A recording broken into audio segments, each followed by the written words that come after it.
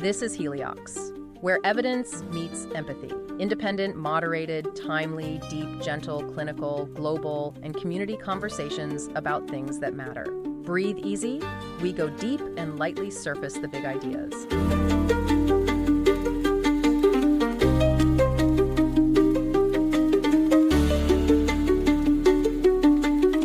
This is an Encore presentation. Have you ever tried to figure out why you, or maybe someone close to you, consistently acts a certain way? We all do it, right? We grab those familiar labels. Oh, they're such an extrovert, or she's incredibly conscientious. And, while those terms are helpful shortcuts, what if the actual underlying blueprint of personality is, far more complex and maybe more surprising than we've ever imagined? What if those well-worn categories are just like the entry points to a whole new world of interconnected traits and hidden layers? Today, we're taking a deep dive into some really groundbreaking new research, stuff that's fundamentally rewriting how we define and measure personality. We're going to explore a study that applied this cutting-edge method called taxonomic graph analysis, or TGA, to a massive data set from the IPI-PNEO personality inventory. And this isn't just, tweaking existing ideas. It feels more like a complete architectural overhaul. Yeah, absolutely. And our mission for this deep dive is to really get our heads around how this new kind of bottom-up approach works. We need to understand why it's so important, maybe, to move beyond some of the older, maybe more restrictive methods. And then, we'll unpack the fascinating, kind of unexpected elements of personality structure it revealed. We're talking entirely new traits and even a novel meta-trait that could change how we view our own decision-making, our strengths, all that. Okay, let's break this down then. For decades, right, when we talk personality, we've mostly relied on these big umbrella terms, often the big five. Openness, conscientiousness, extroversion, agreeableness, neuroticism. Yep. They've given us a common language, which is great. Yep. But for researchers trying to figure out the actual structure, like what genuinely lies beneath and connects those terms, that's been a real puzzle, hasn't it? It feels like having a map of, say, 5 continents, but you're not sure if they're connected by land bridges or vast oceans, or if there may be entirely new islands we haven't even charted yet. That's a great analogy. Absolutely. Historically, many efforts to map personality use what we call top-down methods. So imagine starting with those big 5 continents already drawn on the map, and then you try to fit every little observation, every behavior into those predefined boundaries. Now, while that's been valuable, this approach can inadvertently, constrain the findings. It limits opportunities to discover new structures that might be forming organically within the data itself. You're sort of guided by what you expect to find, and you might overlook entire new islands or mountain ranges simply because they don't fit your initial map. Right. So you're not letting the data speak for itself as much. You're kind of imposing a structure. Precisely. But I understand the limitations of a top-down approach. But the Big Five model, despite its constraints, has been incredibly robust and useful for decades. What would you say are its undeniable strengths, and how does TGA ensure it doesn't throw out the baby with the bathwater? That's a really crucial question. The Big Five strength lies in its simplicity and universality. It's a great starting point and offers broad, generally reliable descriptions. TGA doesn't discard this, rather it refines it. Exactly. It respects what the Big Five captured, but then it dives deeper, allowing for the emergence of structures that the top-down approach might have forced into existing categories or missed entirely. Now, when researchers do try to look at personality from the bottom up, starting from individual items on a questionnaire, maybe I am a worrier or I love parties, they run into some pretty significant methodological hurdles. Like, imagine your survey has 2 questions. I often feel nervous in crowds, and large groups of people make me anxious. Okay, yeah, they sound very similar. Right. They're phrased differently, but they're basically tapping into the same specific anxiety. If we treat them as totally independent measures, we create what's called a local independence violation. They're not truly independent, and traditional methods might mistakenly count anxiety twice over, sort of distorting the picture. Ah, I see. So it inflates certain things artificially. Exactly. And then there are wording effects. That's when someone might, for example, tend to agree with all positively phrased statements regardless of their content or vice versa. If these issues aren't addressed properly, well, how accurate and comprehensive can our models of personality truly be? It's like we're building our understanding on shaky ground. And that's a vital point. Yeah. It really sounds like traditional models were almost destined to misinterpret certain aspects of personality because of these built-in methodological blind spots. So, okay, this is where the magic happens then. This new approach taxonomic graph analysis, or TGA. It was developed specifically to tackle these very challenges. What exactly is TGA, and how does it manage to overcome these long-standing obstacles in a way that previous methods couldn't? Well, what's fascinating here is that TGA is a really comprehensive network psychometrics framework. Think of it like a meticulous detective. Instead of starting with assumptions about how many factors or traits there should be, it builds personality structures from the ground up. It does this by painstakingly analyzing the relationships between individual items on a questionnaire. It's designed to identify hierarchical structures organically, letting them emerge naturally from the data itself, not, be imposed upon it. Okay, so it's not just a new analysis technique. It's almost a new philosophy for understanding these psychological constructs, one that prioritizes the granular details first. Exactly. If this is a new philosophy, one that prioritizes the granular details, what's the biggest hurdle in getting the wider psychology community to adopt it? Are there traditional viewpoints that might resist this kind of deconstruction? That's a fair challenge. Anytime you introduce a new, more complex method, there's a learning curve and a natural resistance to abandoning familiar frameworks. The hurdle is often about demonstrating its robust empirical superiority consistently across diverse datasets and then making the method accessible. But TGA's power lies in its systematic step-by-step process. Crucially, it starts by explicitly assessing and mitigating those methodological issues we just discussed, those hurdles. For instance, it uses something called unique variable analysis UVA to weed out redundant questions, like those two anxiety questions we talked about. Right. The ones asking basically the same thing. Exactly. It stops them from artificially inflating a trait's importance. Then it brings in random intercept exploratory graph analysis RIA-J, for short, to neutralize those wording effects. This ensures that the dimensions it identifies truly reflect personality and not just how the questions happen to be phrased. Only after these foundational issues are rigorously addressed does TGA move on to actually estimate the network structure and build up the hierarchy layer by layer, from specific items up to broad metatraits. It's really about cleaning the lens before you even start to look through it. Okay, so we've built this incredible new microscope, this TGA. Now, the moment of truth. When they aimed it at this huge, familiar landscape of the IPIP-NEO, that data set of almost 150,000 people, 300 items, what did this powerful new lens reveal that we might have been missing all along? What were the hidden structures, the sort of secret passages it brought to light? Let's forget the big five for just a second. What did TGA fundamentally rewrite about our understanding of personality's blueprint? What's the biggest, most surprising headline from using TGA on this massive data set? Okay, well, the biggest headline, I'd say, it's complete architectural overhaul. Seriously. We no longer see strong, consistent statistical support for a single overarching personality factor, a big one at the very top. No general factor of personality. Now, not consistently supported here, no. Instead, TGA revealed a really distinct three-tiered hierarchy. You've got 28 specific facets at the base level, kind of the building blocks. These then consolidate into 6 broader traits at the second level, and those top out with 3 overarching meta traits. This isn't just like tweaking the map, it's redrawing continents and discovering entirely new ones. Okay, hold on. A three-tiered structure.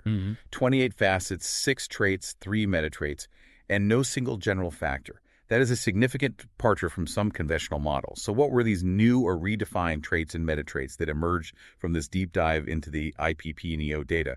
What are these new continents? Well, while some dimensions did align pretty well with the theoretical IPIP-NEO structure we expected, there were considerable deviations. And that really highlights TGA's ability to uncover novel groupings. So at that second level, our trait level, 3 entirely new trait domains emerged that aren't typically considered standalone Big Five traits.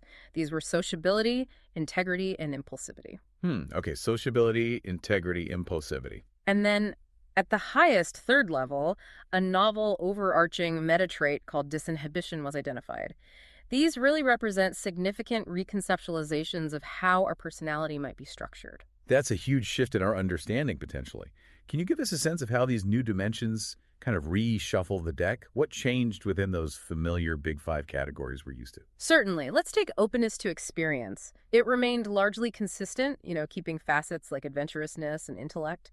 However, its emotionality facet, which was traditionally under openness, actually moved over to neuroticism. Interesting. So emotionality is now seen as more related to neuroticism. According to this analysis, yes. It suggests a different underlying relationship. And within neuroticism itself, the facets, anxiety, and vulnerability actually merged into a single broader anxiety dimension. And quite interestingly, a novel dominance dimension emerged here under neuroticism. It reflects a sort of confrontational social orientation, and it drew items from both extroversion and agreeableness. Dominance under neuroticism. That's unexpected. It is surprising, yeah. It suggests maybe a link between negative emotionality and certain kinds of assertive or even aggressive social styles. Then, for conscientiousness, we saw its achievement striving facet actually split into two distinct dimensions: work ethic and determination. Okay, so striving isn't just one thing. Apparently not. It indicates that striving for achievement might manifest in more nuanced ways. And a new, weakly, negatively loading facet of calmness also appeared under conscientiousness, suggesting maybe an easygoing pace of life is somewhat related, inversely. Wow. So already we're seeing some really unexpected recategorizations and splits. Now let's talk about those truly new traits you mentioned. Take sociability. Wait, sociability has its own trait, and you said it pulls from extroversion and agreeableness and even neuroticism that completely reshapes my mental model of what being a social person even means. Could you quickly unpack what that unique blend truly represents? Yeah, you've absolutely hit on a key insight there. Sociability emerged as this fascinating blend. It includes items we typically associate with extroversion, like cheerfulness, gregariousness, friendliness, but also items from agreeableness, like empathy and trust. And interestingly, it even pulled some self-consciousness items negatively keyed from neuroticism. Huh. So less self-conscious is part of being sociable here. Seems to be. So this trait really captures broader social engagement characteristics. It encompasses both the outgoing aspects and the pro-social, warm aspects of how we relate to others. It's more than just being talkative. It's about a more comprehensive disposition towards social connection, including the comfort and ease one feels. Okay, that makes sense. A broader view of social style. What about integrity? Right. Integrity arose from a combination of elements, primarily from agreeableness, specifically the morality facet, and conscientiousness, particularly dutifulness. Yeah. Its facets included things like manipulativeness, which was negatively correlated, obviously fairness, and honesty. This structure aligns really well with other models, like the Hexoco model's honesty-humility factor. It emphasizes a rejection of deceptive, self-soothing behaviors. So it's about a moral compass, really. Exactly. It's about a deep-seated commitment to fairness and truthfulness, adhering to principles. That's a crucial distinction from just being nice or agreeable in a superficial way. Got it. And the third new one, impulsivity. Yes, and impulsivity turned out to be a surprisingly multifaceted trait. It drew items from all over the map, actually. It pulled from conscientiousness, specifically its cautiousness facet, but in reverse. It pulled from extroversion things like sensation-seeking and recklessness, and it pulled from neuroticism items related to agency or immoderation, like acting rashly under stress. Wow, so impulsivity isn't just one thing either. It's complex. Very much so. And this broad composition really raises important questions about whether impulsivity should be seen as a broad, complex trait in its own right, rather than just, a subordinate facet tucked away under conscientiousness or neuroticism. Incredible. So these new traits, sociability, integrity, impulsivity, they aren't just minor additions. They seem to be fundamentally shifting how we view core aspects of human behavior. And then at the highest level, the metatrait level, you mentioned disinhibition. What exactly is that, and how does it tie these new pieces together? Indeed. At the highest level, the metatraits, two of them resembled existing concepts we kind of recognize. One was stability, which linked neuroticism negatively, and conscientiousness, makes sense, emotional stability and self-control. The other resembled plasticity, linking the new sociability trait and openness to experience. This is interesting because sociability replaces extroversion here, suggesting a different take on exploration and engagement. Okay, stability and plasticity, but slightly redefined.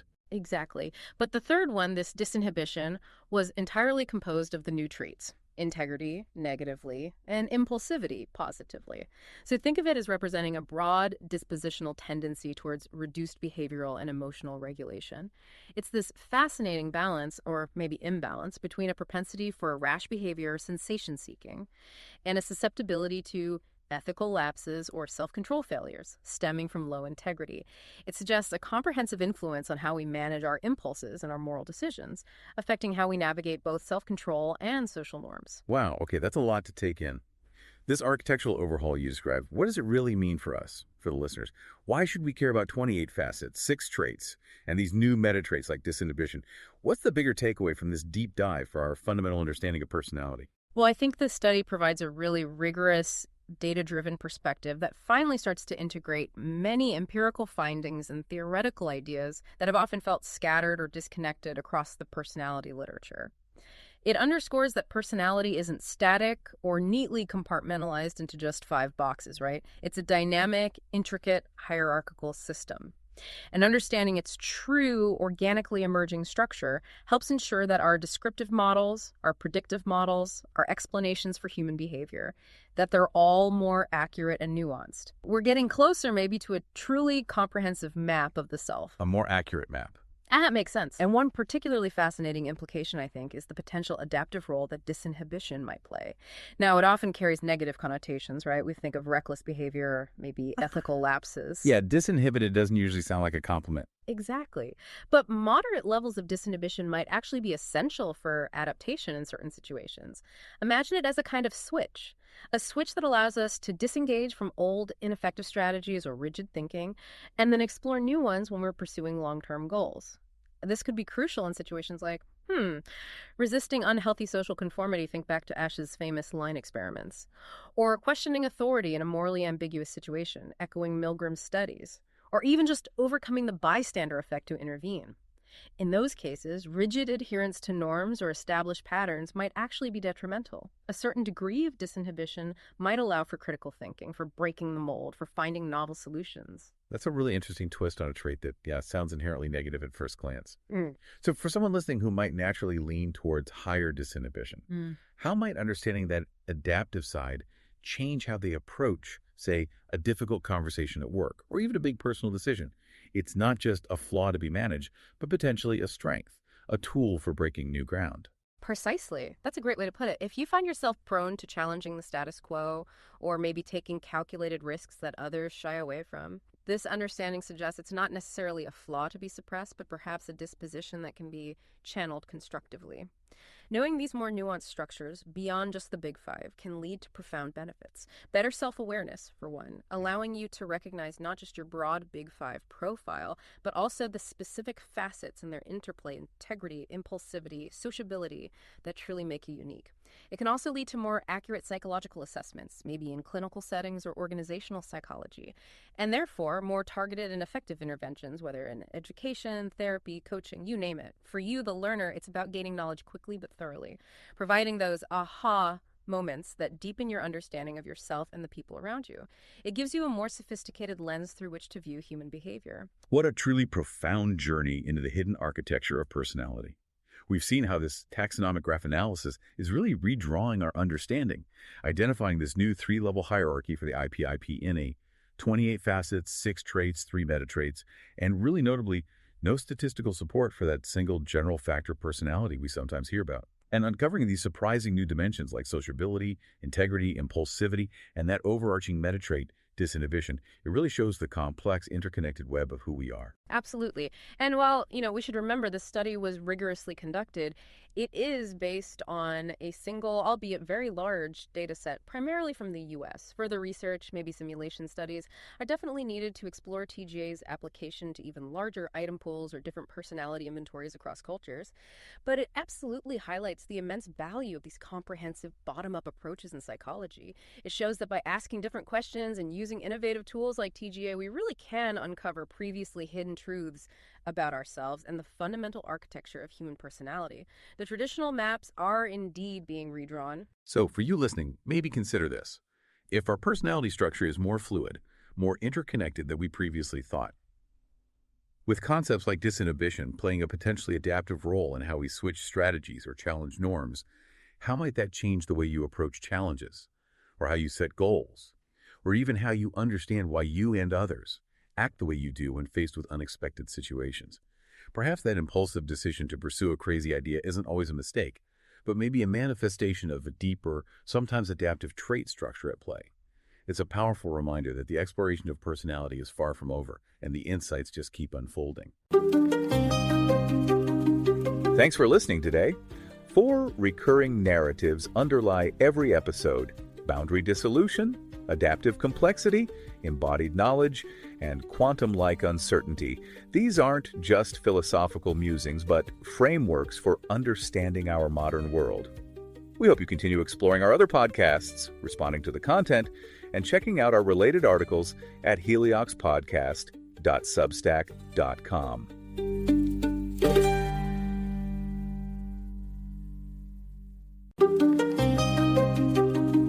Thanks for listening today. 4 recurring narratives underlie every episode: boundary dissolution, adaptive complexity, embodied knowledge, and quantum-like uncertainty. These aren't just philosophical musings, but frameworks for understanding our modern world. We hope you continue exploring our other podcasts, responding to the content, and checking out our related articles at helioxpodcast.substack.com.